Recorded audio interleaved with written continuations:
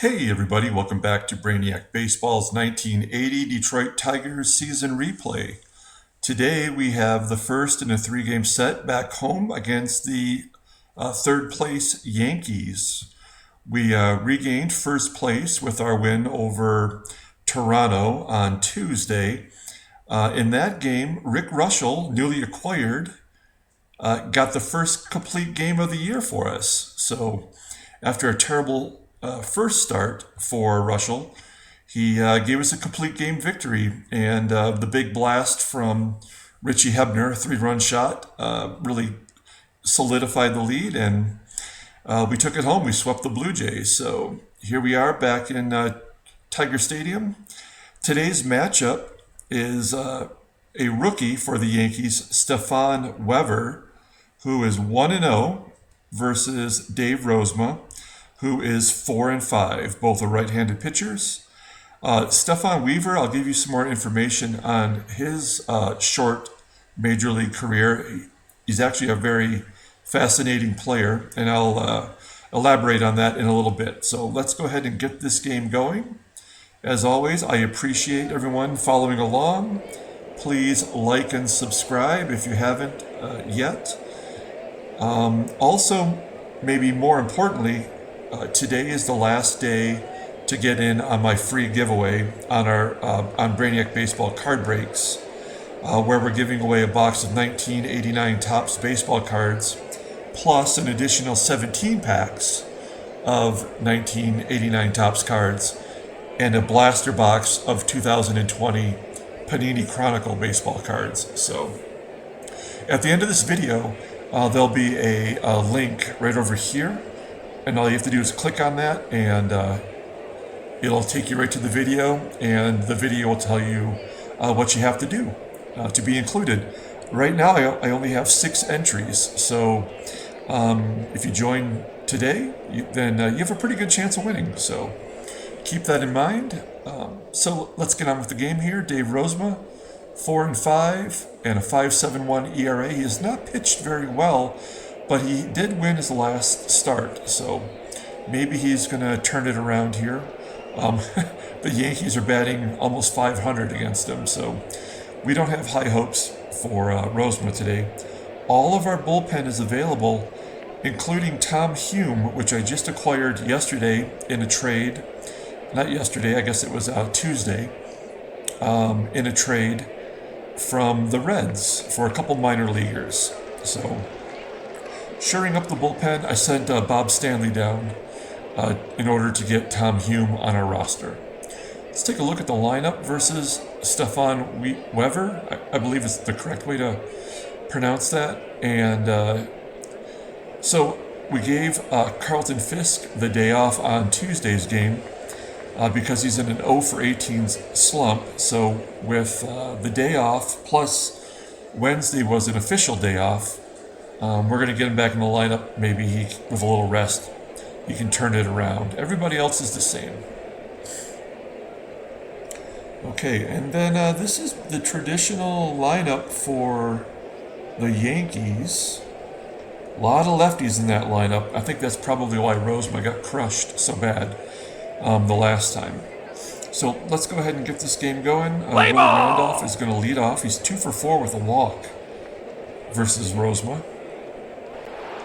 And he's going to ground it to Trammell, and that'll be the first out. So that's going to bring up Dennis Worth, a DH. He's only batting 177. So not hitting too well here in the early parts of June. He's going to fly out to center field, and that'll be 2 down. Bringing up probably the best hitter on the team, Chris Chambliss. He's batting 317 overall. And he's going to ground it to Whitaker at second base. And that's a 1-2-3 inning for Dave Rozema. So here's Stefan Wever. I'm going to just give a quick synopsis of his short career before we get going with the Tigers lineup. So Stefan Wever was born in West Germany, and he came to the United States at the age of 6 and lived in Boston, and eventually his family moved all the way across the country to San Francisco. And that's when he started playing baseball. And he walked on at Cal Berkeley and was so good that the Yankees drafted him with the 6th overall pick in 1979, so the previous year, right? And in his first 3 years in the minors, the guy was lights out. I mean, he had an ERA under 2 in single A ball. He had an ERA under 3 in double A. He went 16-8, I think, 1 year in double A. And he struck out 190 batters. So, I mean, he was like a phenom. And so in 1982, he got his first call-up in September, a late season call-up. And in his very first inning, he felt something go wrong in his shoulder. And he decided to pitch through it. He gave up 5 runs in the first, and he gave up an additional 3 runs in the third, pitching through the shoulder discomfort. And eventually, Billy Martin came and pulled, I think it was actually Buck Showalter, came and pulled him out of the game. And that was it. That was the only start he made in the majors. He went back, took some time off to heal, went back into the minors, and he was never the same. He just got blown up every time he pitched. And so he just got a cup of coffee. He got that one start, and that was it. So that was a major league career for Stefan Wever. And, you know, the cool thing about this game, Baseball Mogul, is he gets another opportunity to, see how his career might have progressed as Trammell lines out to left field.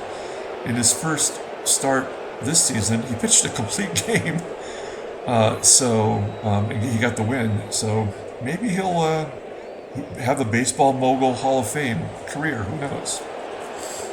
So we go down 1-2-3 in the first inning, and we head to the top of the second with Reggie Jackson leading off.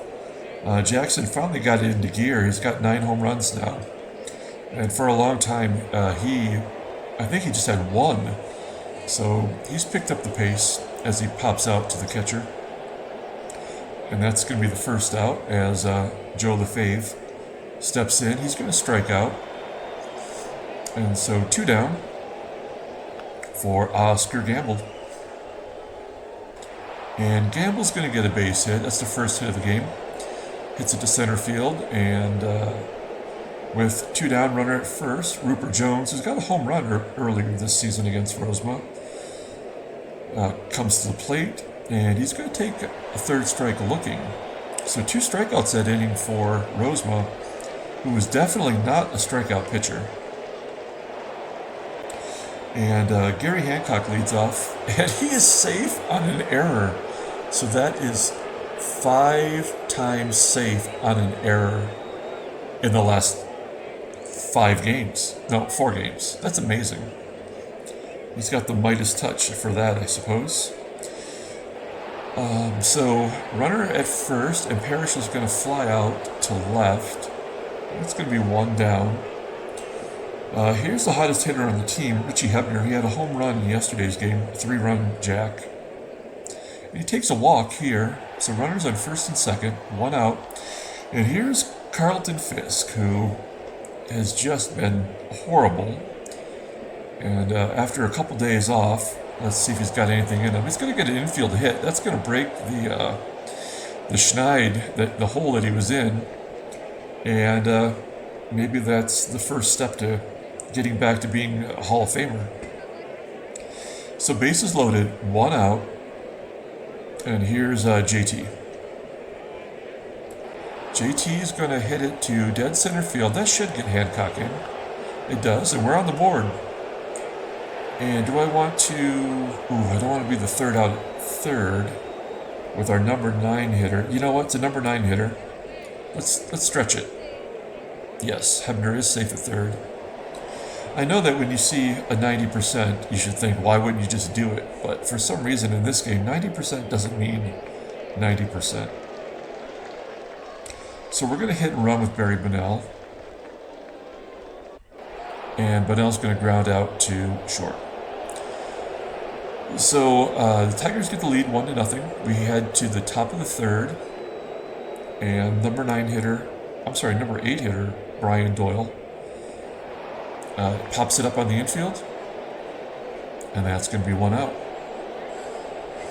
And that brings up Johnny Oates with one down. He's 3 for 4 against Rozema. And he's going to hit it really hard on a line to right field, and that'll be the second out. And we head to the top of the lineup with Willie Randolph. And he's going to push it back through to center field for a base hit. And that's the second hit of the game for the Yanks. So 2 down for Dennis Worth. And Worth is going to ground to Trammell. And that'll be the third out. So heading to the bottom of the third, back to the top of the lineup for the Tigers with Sweet Lou. Lou's going to lift it to left field, and that's going to be the first out of the inning. So Lou has not had a hit.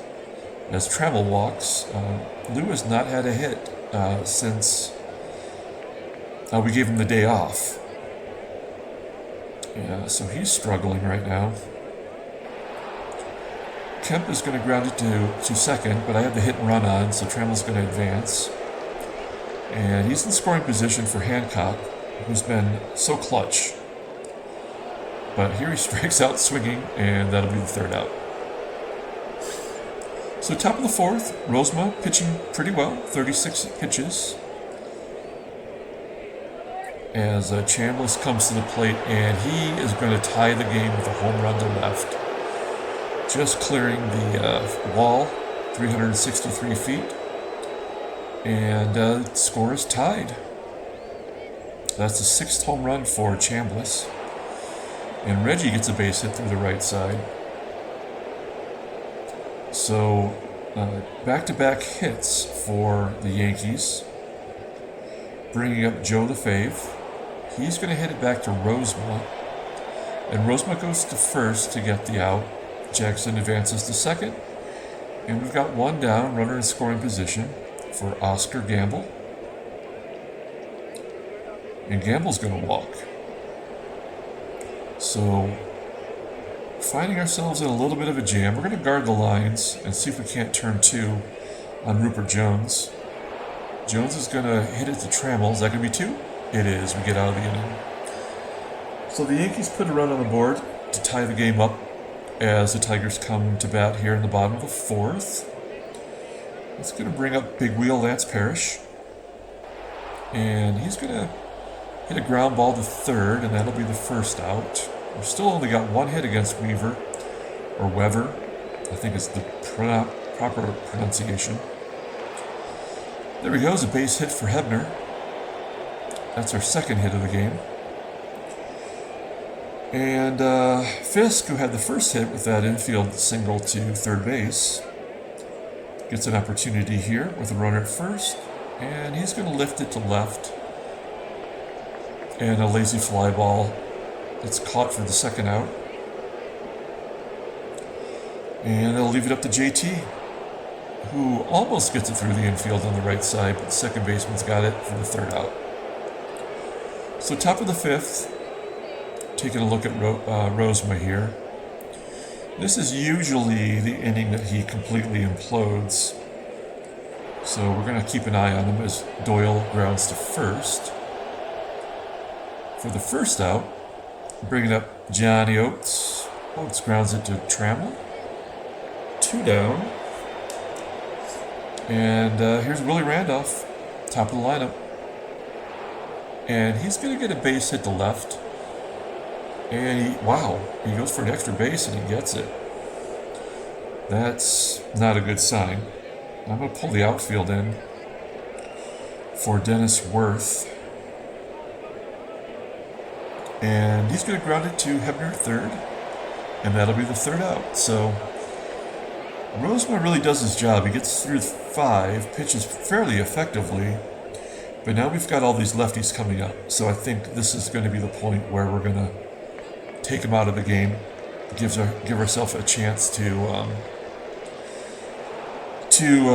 stay in the game. Third time through the lineup for Rozema with all those lefties, I don't feel too confident about. Ooh, Whitaker wears one right around the shoulder. A little chin music from Wever. Actually, it was a curveball, so probably wouldn't have been too bad in real life if you got hit on the shoulder with a 78 mile per hour curve. But we hit and run. Whitaker's going to advance to second base. 2 down for Kemp. We need a base hit here to give Rozema a chance for the victory. And instead, Kemp's going to pop it up in foul grounds on the third base side. And that'll be the end of 5. So, okay, we're taking Rozema out. And we're going to bring in Capizzello, who's been really great in just limited duty. But we're going to stretch him out here and have him get through all these lefties before we bring another righty in. Maybe we'll give Tom Hume a chance. Chambliss is 0 for 1 against Capizzello, but not anymore. He gets a base hit through the left side. Bringing up Reggie. So, runner first, and Reggie lifts it, and that's just going to fall in for a base hit. Chambliss advances to third. And just like that, we are in trouble. So we're going to have to pull the infield in. We can't afford to give up any runs. Joe Lefebvre is going to ground it to Whitaker. Whitaker goes home, and we get the lead runner. So 1 out, runner at first and second. And let's get a double play here and move on from this inning. No, instead, Capizzello walks Oscar Gamble. And now we are maybe going to have to relinquish that runner at third. Nope. Jones is going to strike out. And wait, what does this say? Okay. I saw this switch. It says Aurelio Rodriguez pinch hit for Brian Doyle. But then it just didn't switch over down here. So, wow. Former Detroit Tiger and one of my favorite players. Great defensive third baseman. And he did finish his career with the Yankees, so... man, do I take him out? I think I gotta take out Capizzello, right? Because we got 3 out of the next 4 are gonna be righties. So this is it. Tom Hume making his Tigers debut. And we're gonna let him pitch to Rodriguez to see what happens. And he's going to induce a ground ball to short, and we get out of it. So, great job by Tom Hume. And they replace Rodriguez with Bucky Dent. Bucky effing Dent. And so, bottom of the 6th, and we've got Gary Hancock leading off for cleanup hitter. He's going to pop it up. And that'll be the first out as the catcher makes the catch on the pop-up. So 1 down for Lance Parrish. He grounds it right back to Wever. And that's going to be the second out. So 2 down. We haven't really got anything going. We had the bases loaded that in the second inning, and nothing since then. So we're going to have Tom Hume pitch through this lefty and the next 2 righties. We'll see how that goes. Not good, as he walks Oates, the number 9 hitter. We're going to guard the lines in case Randolph tries to get a double down the line. Whoa, there was maybe a pitch out, and Johnny Oates was caught stealing second. The catcher. Bad base running by the Yankees. Willie Randolph is going to pop it up on the infield. And that's going to be the second out. So 2 down. Here's Dennis Worth. He grounds it to Thompson at first. And we're through the top of the 7th. And I'm feeling like now is our chance. Wever, I guess, did pitch a complete game in his first start. And he's en route to do this. He's only got 64 pitches into the 7th. That's amazing. Jason Thompson is going to fly out to right. And we've got nothing going on as Barry Bonnell comes up. And he grounds it to first. So Wever's pitching a 2-hitter into the 8th. We're going to take out Hume, who did a great job. We're going to bring in the next lefty. We're going to bring in Pat Underwood. Even though we're in the 8th, and maybe that might call for John Hiller, I think we're going to keep our best relief pitchers available in case we go into extra innings. We have the longest game we've had this year was a 19-inning game against the Yankees. It was game 13 of the season, and I remember that because the game was so long that I didn't even bother to upload it for all of you to watch. And we ended up winning that one in the bottom of the 19th inning. Jackson gets a base hit over the head of the third baseman, and he's safe at first with Joe LaFave to the plate with 1 out. And he's going to strike out swinging. That's going to be 2 down for Oscar Gamble. And Reggie steals second base. So the Yankees are being incredibly aggressive. And we might have to as well. If we can get a run around.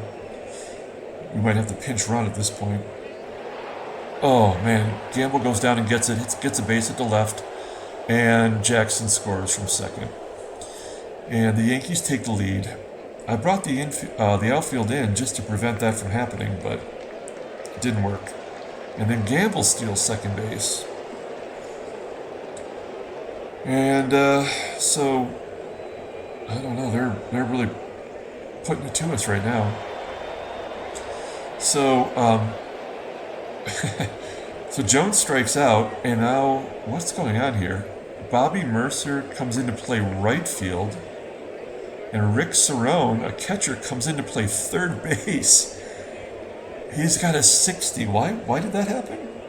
Did I miss something? That's weird. I should lay down a bunt. Okay, well, let's swing away. Wow, that's the craziest thing I've seen in this game in a long time. Whitaker greets Wever with a single to center field. And no, we're not going to risk that, but we are going to hit and run and see if we can't turn up the heat on Wever. Oh, is that going to be a home run? Oh, no, it falls short of the warning track as Trammell flies out to left center field. So now we do have to try to steal second base with Whitaker.